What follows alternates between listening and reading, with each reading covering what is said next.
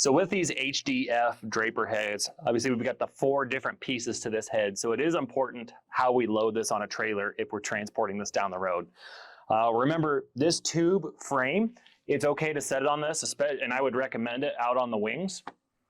But as we get closer to the adapter frame, this adapter frame sits back and down relative to the tube frame out on the wings. So you have to adjust your feet differently or set the head differently for that. So just remember, you're getting lots of points of contact on your trailer. If your front beam is adjustable, make sure that front beam is sitting about dead center of your skid shoes to hold a lot of that weight and spread that weight out on the front side of the head.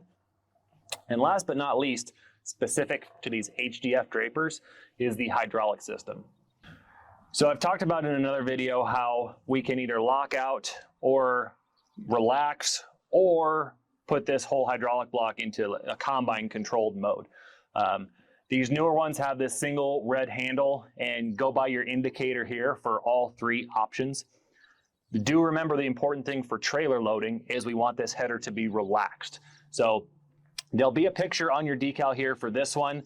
You see our red handle is pointed over to the right, and that's gonna open up all those valves and allow the wings to relax and have their weight sitting on the header. You want it that way in case of temperature changes. Oil in that system could heat up, and we just want to let it flow evenly and keep the weight supported by the header trailer itself. If you run in one of these other 2, if that oil gets hot, it could start to pick up, put more pressure on those straps, not carry the weight like it's supposed to on a trailer.